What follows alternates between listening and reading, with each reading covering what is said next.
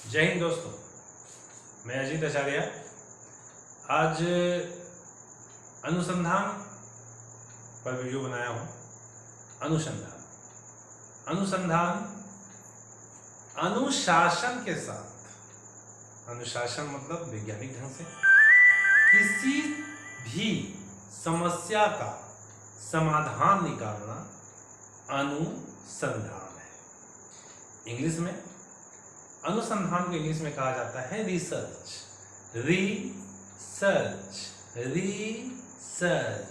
री मीन्स दोबारा और सर्च मीन्स खोजना। किसी भी समस्या का हल दोबारा खोजना, उससे बेहतर हल खोजना ही रिसर्च कहलाता है। रिसर्च को हम अनुसंधान हिंदी में कहते हैं, इंग्लिश में रिसर्च कहते हैं। हमारे बीए, डीएड, एमएड में रिसर्च एक बहुत बड़ा पेपर के रूप में आता है। काफ़ी हम लोग आपस में भयभीत भी रहते हैं, भाई रिसर्च पेपर है, रिसर्च पेपर है। अरे भाई, वो रिसर्च क्या है? आज के वीडियो ख़त्म होते होते आप लोग पूरा समझ जाइएगा कि ये रिसर्च क्या होता है। हम शिक्षकों के साथ रिसर्च का तो ऐसा साथ है जैसे धूप और परछाई। बिल्कुल हम लोग तो अनुसंधान के साथ ही जीते हैं। अब अनुमान लगाइए, हम सभी शिक्षक अगर मान लिया जाए किसी बच्चे को पढ़ाते हैं तो हर बच्चा तो एक जैसा होता नहीं, सब में कुछ ना कुछ अलग अलग खूबियां होती हैं, अलग अलग कमियां होती हैं। उन कमियों के साथ हम लोग कुछ अनुसंधान करते हैं। हमें ये पता भी नहीं होता हम लोग कर रहे हैं, लेकिन वास्तविक में हम लोग कुछ रिसर्च कर रहे होते हैं। ये रिसर्च क्या है? किसी वैज्ञानिक ढंग से किसी समस्या का, जैसे ही आपको अवगत हो कि ये प्रॉब्लम है, उस समस्या का हल ढूंढना, उस समस्या का हल ढूंढना वही अनुसंधान है, वही रिसर्च है। सबसे पहले अनुसंधान में आपको समस्या का पता होना चाहिए। ये समस्या क्या है? उस समस्या का एक निश्चित रूप से हल ढूंढना ही अनुसंधान कहलाता है। अब यहां पर देखना यह है कि समस्या का ज्ञात सबसे पहले हो। अगर समस्या हमें पता नहीं है और हम उसका अनुसंधान ढूंढ रहे हैं, अनुसंधान का मतलब ये नहीं है कि कुछ कल्पना में जीना, कुछ नए ख्वाब पिरोना, नहीं। आपको पता होगा कि needs is the mother of invention. आवश्यकता ही आविष्कार की जननी है। तो सबसे पहले आवश्यकता सामने होनी चाहिए। उस आवश्यकता को ध्यान में रखते हुए जब आप एक निश्चित रूप से उसका हल ढूंढते हैं तो उसे ही अनुसंधान कहा जाता है। यह हल वैज्ञानिक विधि से होनी चाहिए। वैज्ञानिक विधि से यहां पर तात्पर्य यह है कि उसकी सारी छोटी मोटी समस्याओं का निश्चित रूप से हल ढूंढना, उस छोटी छोटी समस्याओं का एक हल, ऐसा हल ढूंढना जिससे कि वो समस्या का समाधान हो जाए, वो कहलाया रिसर्च। वो क्या कहलाया? रिसर्च। रिसर्च हर क्षेत्र में है। ऐसा नहीं है कि सिर्फ शिक्षक के साथ ही रिसर्च है, जीवन में हर जगह रिसर्च है। क्योंकि कहाँ समस्याएं नहीं है, हर क्षेत्र में समस्याएं हैं। और उस समस्या का हर व्यक्ति अपने अनुसार से एक हल ढूंढ रहा होता है। तो वो जब हल ढूंढ रहा है तो वो क्या कर रहा है? वो रिसर्च कर रहा है। वो एक नया खोज कर रहा है कि इस समस्या का इससे बेहतर और क्या हल हो सकता है। तो रिसर्च तो हर जगह है। और जहां तक बात करें हम लोग शिक्षक की, हम टीचर्स के टीचिंग पेपर की, तो इसमें तो रिसर्च से भरा हुआ ही है सब कुछ।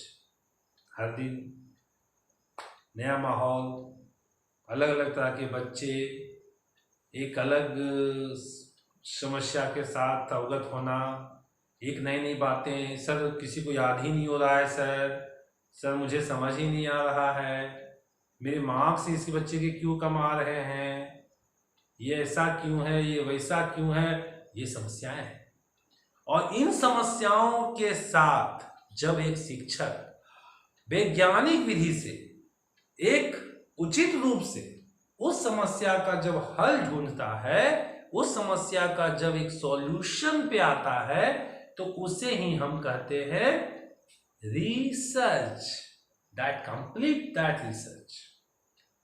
यहां पर एक परिभाषा आप लोगों को बताते हैं।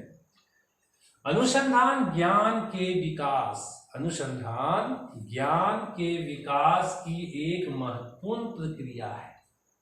It's a process. किस चीज की प्रोसेस है ये? ज्ञान के विकास की। मेरे साथ बोलिए, अनुसंधान ज्ञान के विकास की प्रक्रिया है। अनुसंधान में ज्ञान का विकास किया जाता है और उस ज्ञान के विकास के साथ उस समस्या का समाधान। तो अनुसंधान ज्ञान के विकास की प्रक्रिया है।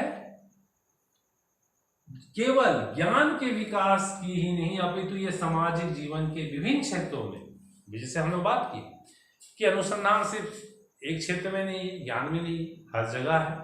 और हर जगह इसका क्या होता है? विकास होता है, क्योंकि आवश्यकताएं आपके साथ आती रहेंगी। जहां आवश्यकताएं हैं वहां उसका हल है, और उस समाधान के लिए आपको हल ढूंढना पड़ेगा। वही हल क्या कहलाता है? अनुसंधान। That's called research. उसे ही हम लोग क्या कहते हैं? रिसर्च। तो यहाँ पर रिसर्च में हम लोग क्या क्या चुनते हैं, थोड़ा कुछ बातों पर आते हैं। आशा करते हैं आप लोगों को रिसर्च क्लियर हो गया होगा कि रिसर्च किसी भी समस्या का एक वैज्ञानिक पद्धति से हल ढूंढने की प्रक्रिया है, कि कैसे उस समस्या का एक नए तरीके से उसका हल ढूंढा जाए। और उस हल को ढूंढने के बाद आप ये कह पाइएगा कि यहाँ पर आपका रिसर्च हो गया। लेकिन रिसर्च कभी रुकने वाली प्रक्रिया नहीं है, ये सतत चलने वाली प्रक्रिया है। जैसे अनुसंधान में सबसे पहले क्या होता है? अनुसंधान में सबसे पहले व्यक्तिगत अनुभव। इसमें क्या होता है? व्यक्तिगत अनुभव। सबसे पहले व्यक्ति उसको तुरंत डिफाइन करता है कि भाई क्या समस्या है, वो तुरंत उसको अनुभव किया। अनुभव करने के बाद साहित्य का अध्ययन किया, फिर उसके बाद वो पूरा हो चुका जो अनुसंधान है उस पर वो ध्यान दिया कि क्या अनुसंधान हम इस पे किए और क्या क्या उस पे कंप्लीट हुआ कि नहीं हुआ, रिजल्ट में आया कि नहीं आया। और उसके बाद उसको वो इम्प्लीमेंट करता है। हमारी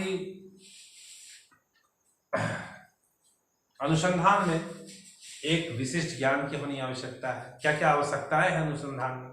एक विशिष्ट ज्ञान की आवश्यकता है, क्रमबद्धता है। क्रमबद्धता का मतलब ये हमेशा एक क्रम के अनुसार ये लगा हुआ ही रहता है, ये क्रमबद्धता है। क्योंकि अनुसंधान रुकने वाली प्रक्रिया नहीं है, ये चलते रहने वाली प्रक्रिया है। और हमारा ये कहना है कि अगर शिक्षण है तो वहाँ अनुसंधान। अगर आप टीचिंग में अनुसंधान नहीं कर रहे हो तो आप सिर्फ खाली डब्बा हो और कुछ नहीं हो। क्योंकि एक टीचर का मतलब होता है कि उसके साथ समस्याओं का आना, और समस्या आते ही उसका एक निश्चित एक वैज्ञानिक विधि से हल निकालना, जो आपको खास बनाता है, जो टीचिंग के लिए सबसे ज्यादा जरूरी है। अगर आप वो काम नहीं कर रहे हो, अनुसंधान नहीं कर रहे हो, रिसर्च नहीं कर रहे हो, कुछ नए तकनीकों का प्रयोग नहीं कर रहे हो उस समस्या का हल के लिए, तो आप यहाँ पर शिक्षा में विकास की बात आप कर नहीं सकते। क्योंकि शिक्षा में बहुत सारी बातें हैं, जैसे इसमें बहुत सारी समस्याएं हैं, सामाजिक और सांस्कृतिक समस्याएं, गृह परिवेश की समस्याएं। कुछ बच्चे सामाजिक सांस्कृतिक समस्याओं से घिरे हुए रहते हैं, कुछ में घर से रिलेटेड कुछ समस्याएं होती हैं, कुछ विद्यालय के वातावरण से संबंधित समस्याएं होती हैं, कुछ शिक्षण विधियों से संबंधित समस्याएं होती हैं, कुछ पाठ्य सामग्री से संबंधित समस्याएं होती हैं, अब कुछ शिक्षण की सहायक सामग्रियों से समस्याएं होती हैं। तो एक अनुसंधान तो चूंकि हर क्षेत्र में है, लेकिन सिर्फ शिक्षण की बात करें कि शिक्षा में अनुसंधान की आवश्यकता क्यों है, सबसे पहले इस पर थोड़ा सवाल आता है। देखिए, इस पर अगर सवाल आता है कि शिक्षा पर अनुसंधान आवश्यक है या नहीं, और है तो क्यों है। शिक्षा एक ऐसा क्षेत्र जिसमें लोगों के व्यवहार में परिवर्तन की प्रयास किया जाता है। और उसके व्यवहार में परिवर्तन के लिए आपको क्या करना होगा, उसका हल ढूंढना होगा। और उस हल ढूंढने के लिए आपको क्या करना पड़ेगा, अनुसंधान करना पड़ेगा। तो अनुसंधान तो शिक्षा से जुड़ा हुआ है। तो शिक्षा का सबसे बड़ा मतलब कि योगदान शिक्षा में वो किसका है, अनुसंधान का। क्योंकि आप अगर अनुसंधान कर रहे हैं तो आप इसका मतलब शिक्षा को बढ़ावा दे रहे हैं। अगर आप अनुसंधान नहीं कर रहे हैं तो आप समस्याओं को वहीं जस का तस खड़े छोड़ दिए हैं और बोल रहे हैं कि हमने तो अपना काम कर दिया, आगे समझिए आप। वहां पर मेरा अनुसार से तो भाई शिक्षा पूर्ण रूप से नहीं हुई। क्योंकि शिक्षा का मतलब ये है कि व्यवहार में परिवर्तन, उस बच्चे के अंदर कुछ चेंजिंग होना, उस क्लाइमेट में कुछ परिवर्तन होना जो उसको कुछ खास बनाए, कुछ उपयोगी बनाए, समाज उपयोगी बनाए, समाज के योग्य बनाए। शिक्षा का ये उद्देश्य है कि हम अपने बच्चे को समाज के लिए उपयोगी बना पाए, समाज के लिए एक नैतिक पुरुष बना पाए, एक समाज के लिए योग्य व्यक्ति बना सकें। तो उस योग्य व्यक्ति को बनाने के लिए उसके साथ जो जो समस्याएं हैं उसके समस्याओं का वैज्ञानिक विधि से हल ढूंढना ही अनुसंधान। और शिक्षा में अनुसंधान तो बहुत अधिक आवश्यक है। क्योंकि यदि शिक्षा में अनुसंधान नहीं है तो शिक्षा वहीं पर वहीं स्थिर हो जाएगी। और जहां शिक्षा स्थिर हो गई वहां विकास की बात आप नहीं कर सकते। समाज में विकास के लिए सबसे ज्यादा जरूरी कोई है तो वो शिक्षा है। और शिक्षा में विकास के लिए सबसे ज्यादा जरूरी कोई चीज है तो वो अनुसंधान है। मैं इस बात को थोड़ा सा फिर से रिपीट करिएगा। समाज के विकास के लिए शिक्षा की आवश्यकता है, शिक्षा में विकास के लिए अनुसंधान की आवश्यकता है। मेरे साथ एक बार बोलिएगा, समाज में विकास के लिए शिक्षा की आवश्यकता है और शिक्षा में विकास के लिए अनुसंधान की आवश्यकता है। इसका मतलब ये हुआ, इस बात का तात्पर्य ये हुआ कि आपको एक रिसर्चर की तरह, एक अनुसंधान करने वाले व्यक्ति की तरह आपको एक कार्य करते रहना होगा जिससे कि उस पर वो विकास हो पाए, जिस पर वो क्या हो पाए, विकास हो पाए, डेवलपमेंट हो पाए, जिससे कि वो कुछ नया, जिससे कि वो छात्र कुछ नया कर सके। अब कुछ नया करने का मतलब यहाँ पर क्या है कि वो कुछ विकास की प्रक्रियाओं में भाग ले सके। यहाँ पर शिक्षा के साथ आप उसके नैतिक शिक्षा का विकास कर सकते हैं, आप उसके व्यवसायीकरण शिक्षा का विकास कर सकते हैं, पाठ्यक्रम में संशोधन कर सकते हैं। रिसर्च के द्वारा आप क्या कर सकते हैं, पाठ्यक्रम में संशोधन।